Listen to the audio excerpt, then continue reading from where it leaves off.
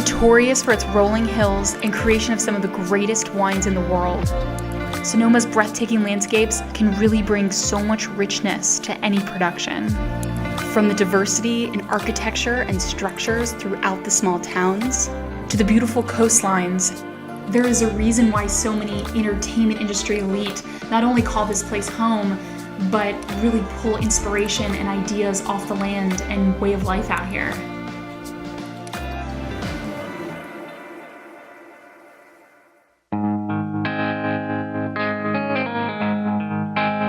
We start our journey at one of my favorite locations in the county, the Jack London State Historic Park. Jack London was an adventurist and a writer, famous for his books including The Call of the Wild and White Fang. There is a ton of natural beauty and original structure still standing from when Jack London lived there. It's hard to focus in on just one aspect of who Jack London was. Clearly, he's known as being an author, but he was a world traveler, he was an adventurer, he was a photographer.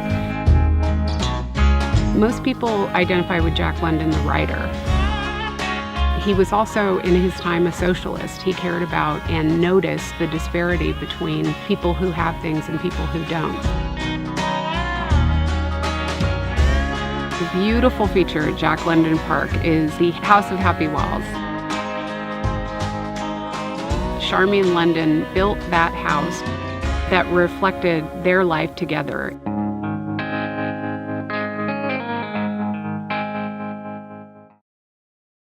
I think what people don't expect when they get to Sonoma County is that there is a wide variety of looks and feels in this place. There's everything from award-winning architecture in some of the vineyards that are here and the wineries that are here, but there's also burned out warehouses.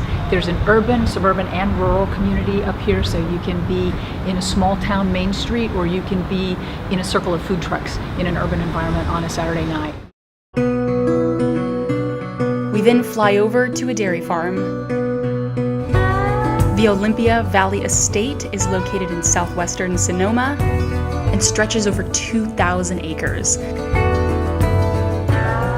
The ranch has been family-owned and operated since 1905 and includes a historic barn, a rugged two-story guest house with an open kitchen and 2 loft bedrooms, an 1865 Victorian homestead, meadows, and a weeping willow pond.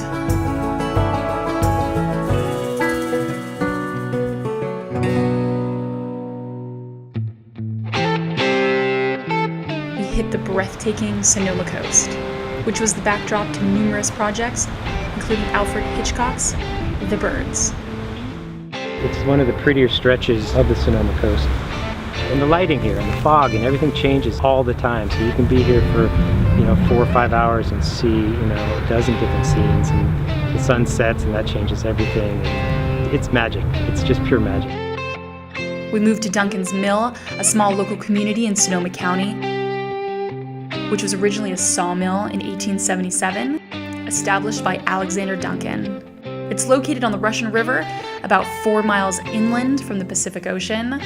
Today it resembles the way it originally was built, and you could really feel the history just by walking around and exploring. And next to the town is a forest with stunning redwood trees shooting into the sky in all directions.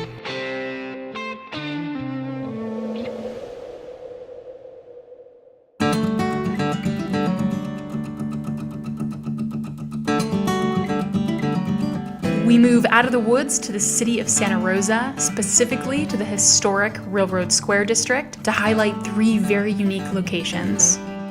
First, we head over to the Western Hotel building and ended up walking into every coffee lover's paradise, Flying Goat Coffee. The floor is lined with Mexican tiles and the walls are flushed white. It's clean and modern, which is completely fascinating, to be honest, because the building was originally built at the turn of the 20th century. Across the street is Aroma Roasters Coffee and Tea, which has one of the largest organic tea and coffee collections I've ever seen. The vibe is vivid color and eccentric decorations. Across from there is the historic Hotel La Rose, which has been in the same spot since 1907 and is the only Sonoma County hotel to be listed with the National Trust's Historic Hotels of America. A few miles away is Howarth Park, which is this 138-acre community park, and at the center is this beautiful lake for fishing and boating. When the water is still, it just glistens like glass.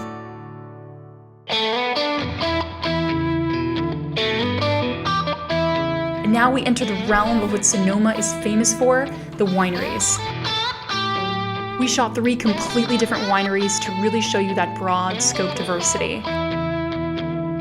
The first is Christopher Creek Winery. It's intimate and the views are stunning. We do more than 40 different types of wines and blends, all small lot stuff. Some of it is as small as 1 to 2 barrels. The most we do is maybe 8 to 10 barrels of any given wine. You know, we definitely take pride and passion in making the highest quality craft wines we possibly can. We have some different options here. We've got the beautiful views from the deck and the pool area. We have the estate house, it sleeps 6 to 10 people. It's got 3 different bedrooms and a suite. All local artists are featured throughout the house. It's got beautiful panoramic views.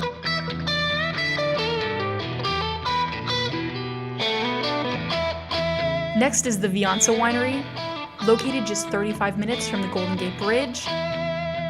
From the hilltop, you get a 270-degree view of the Sonoma Valley. The property sits on 33 acres of estate vineyards and 97 acres of natural wetlands. And the winery is completely dedicated in preserving that wetland. And lastly, to round out the day, we stopped by the Francis Ford Coppola Winery. The Oscar-winning filmmaker was highly inspired by the wondrous Tivoli Gardens in Copenhagen. He wanted to create a wonderland for both children and adults. The dining and tasting rooms are elegant. The architecture is whimsical, and each room is flooded with storybook characteristics and charm.